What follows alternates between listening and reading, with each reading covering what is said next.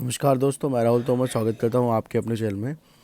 इससे पिछले वाले पार्ट में आपने देखा होगा कि हमने एसएससी सीएचएसएल इंग्लिश के एक शिफ्ट के क्वेश्चंस और आंसर्स कर दिए थे। तो एक शिफ्ट को यहां पे छोड़ेंगे और फिर ये पार्ट 2 है, सेकंड शिफ्ट से स्टार्ट करेंगे हम। एक सेकेंड बस, यहाँ पे सेकंड शिफ्ट स्टार्ट करते हैं, सेकंड पार्ट बनाते हैं इसका और आपको सारे क्वेश्चन और आंसर्स कराते हैं। थोड़ी सी ब्लर है पीडीएफ, तो कोई इशू नहीं है, बस आप समझिएगा। यहाँ पे identify the part of the sentence that contains a grammatical error. तो कौन से पार्ट में ग्रामेटिकल एरर है? A train left the station before we had arrived. तो यहाँ पे वी हैड अराइव्ड पे यहाँ पे एरर है, क्योंकि आप समझना चाहेंगे जैसे कि यहाँ पे क्या होता है कि जो काम पहले हुआ होता है उसमें हम हैड लगाते हैं, ठीक है, मतलब पास्ट परफेक्ट लगाते हैं। लेकिन इसमें था ट्रेन लेफ्ट द स्टेशन, तो ट्रेन में तो हेड लगाया ही नहीं है। तो इसमें दूसरा लॉजिक काम करता है, जिसमें क्या होता है दोनों ही पास्ट सिंपल में कर दिए जाते हैं। तो यहाँ पे the train left the station before we arrived हो जाएगा हैड अराइव्ड की जगह, तो इसलिए हैड अराइव्ड में गलती है। सेकंड पे बात करेंगे। After months of subtle manipulation she finally showed her true colours and stabbed him in the back, ठीक है। और फिर यहाँ पे तीसरा है, select the most appropriate synonym of the word fastidious. Fastidious का सिनोनिम हुआ मेटिकुलस। मेटिकुलस यहाँ पे सिनोनिम होने वाला है फास्टिडियस का। फास्टिडियस का सिनोनिम है मेटिकुलस। फिर हम बात करेंगे यहाँ पे, the CEO resigned citing personal reasons, but insiders knew it was just a red herring। यहाँ पे करेक्ट आपको ईडियम चुनना है जो कि फिलिंग द ब्लैंक्स में आएगा। तो यहाँ पे रेड हेरिंग होगा, red herring, it was just a red herring. फिर यहाँ पे हमारा एक ये पैसेज है बहुत बड़ा, तो पैसेज आप पढ़ लेंगे, उसके बाद हम डायरेक्ट क्वेश्चंस करते हैं। पैसेज पढ़ सकते हैं, यहाँ पे स्क्रीनशॉट ले लीजिए या वीडियो को रोक लीजिए। पहला क्वेश्चन यहाँ पे पूछा गया है, what is the primary purpose of graphic design according to the text? To communicate a specific message और कॉन्सेप्ट थ्रू विजुअल्स। सेकेंड है, which of the following elements are combined by graphic designers to create visual messages? Typography, colour, images and layout. How is graphic design utilized in our everyday lifes to influence understanding, marketing and branding? What skills are essential for success in graphic design? Fine eye for details, good design principles, comprehension, expertise in design tools. यहाँ पे हमारा एक और question है, What does the job of a graphic designer fundamentally involve?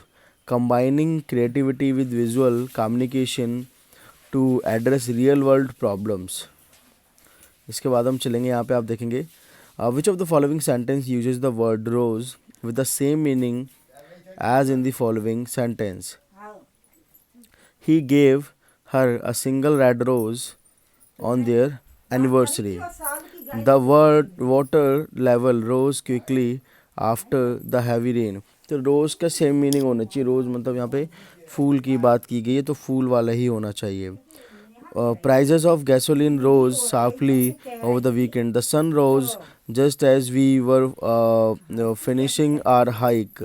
तो यहाँ पे आप देखेंगे, तो इन सब में दो में तो रोज़ का मतलब है बढ़ना, और एक राइज का मतलब जैसे कि सन जो है ईस्ट से उगता है तो वो है, लेकिन यहाँ पे फूल है। The smell of the freshly cut rose filled the room, यहाँ पे आप देख सकते हैं। तो यहाँ पे सेम मीनिंग है, और यहाँ पे करेक्ट स्पेलिंग पूछी गई है, तो ये आप लिख सकते हैं, किसी कॉपी वगैरह लेके बैठेंगे तो ज़्यादा बेटर रहेगा। यहाँ पे डेल्यूजन, डेल्यूजन रखा गया है, डेल्यूजन स्पेलिंग है करेक्ट, DELUSION।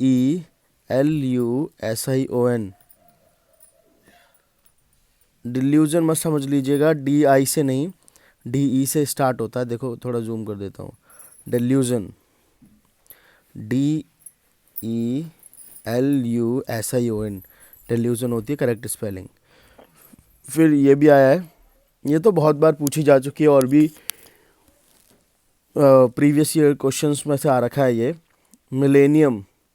तो इसमें डबल एल और डबल एन आता है, इतना याद रख लीजिएगा, डबल एल और डबल एन आता है।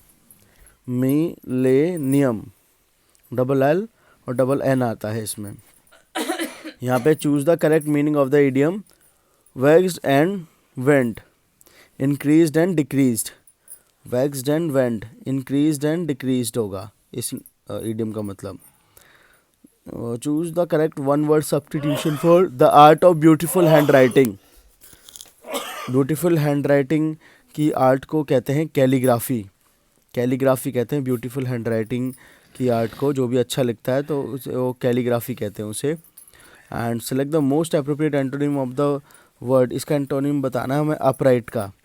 तो अपराइट का आई थिंक सही होता है या शायद ईमानदार है, इसलिए इसका जो एंटोनिम है वो है करप्ट। ठीक है, अब इसका आप देखेंगे one word substitute for a sudden and violent event causing great destruction, cataclysm के नाम से। शांत हो जाओ ना।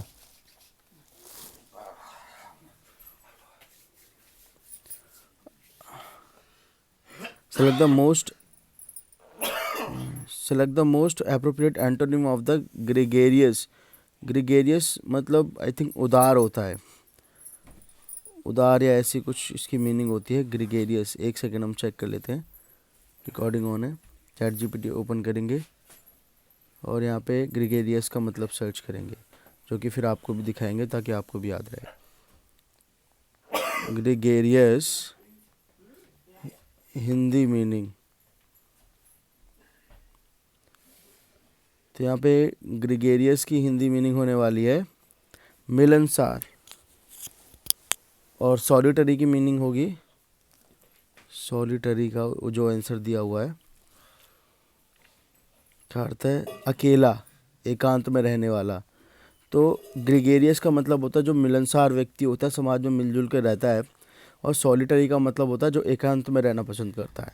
तो ग्रेगेरियस का उल्टा पूछा गया जो कि होगा सॉलिटरी। ठीक है, सॉलिटरी मतलब। यहाँ पे 18वां आप देखेंगे, change the following sentence into the active form. तो यहाँ पे पैसिव फॉर्म में एक सेंटेंस दिया गया है, उसे हमें एक्टिव फॉर्म में चेंज करना है। Why had the highly sensitive company report been rejected by the board of directors. तो यहाँ पे होगा why had the board of directors rejected the highly sensitive company report. यहाँ पे ये इसका एक्टिव फॉर्म होगा। बात कर लेते हैं 19वें क्वेश्चन की। यहाँ पे पूछा गया है, select the option that expresses the given sentence in indirect voice. इसमें से कौन सा सेंटेंस है जो कि करेक्ट तरीके से इनडायरेक्ट फॉर्म में लिखा हुआ है। तो यहाँ पे तीसरा वाला है, the captain said that they had been sailing in those choppy waters for 2 days and they expected that the storm which was then on the horizon would hit them in a few hours। और यहाँ पे ये है, choose the most suitable option to replace, the girl walked the dog in a green dress. तो यहाँ पे जो correct होगा इसके लिए, the girl in a green dress walk the dog, मतलब ये गलत लिखा हुआ है, इसे जस्ट सही करना है हमें।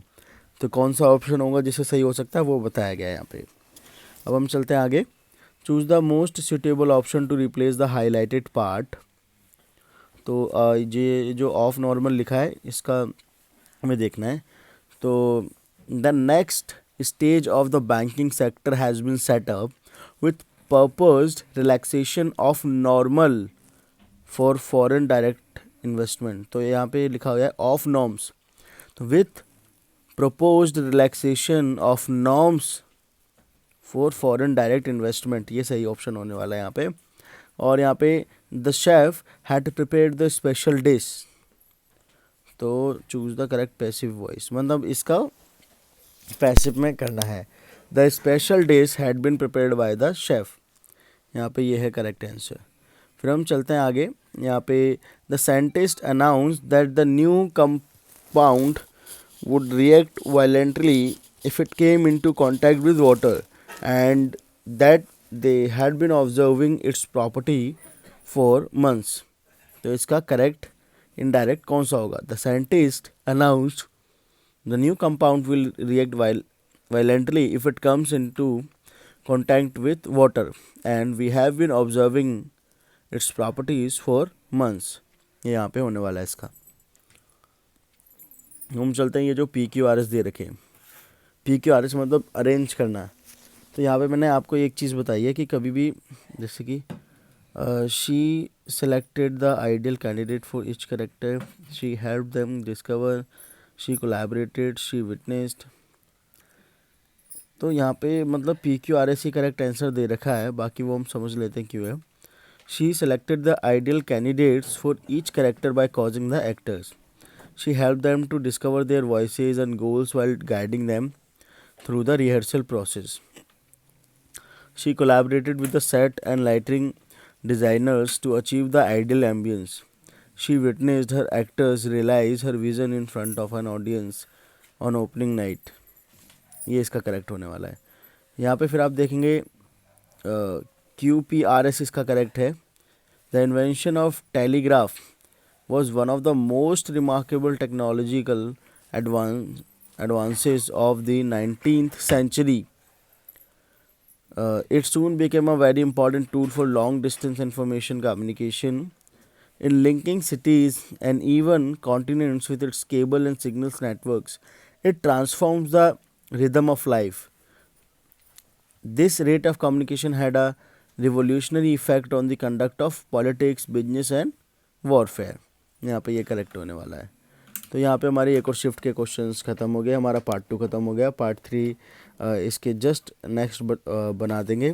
कमेंट बॉक्स में कमेंट ज़रूर कर दीजिएगा कि पार्ट 3 भी आपको चाहिए. इस तरीके से एक एक शिफ्ट के कराते रहेंगे अब.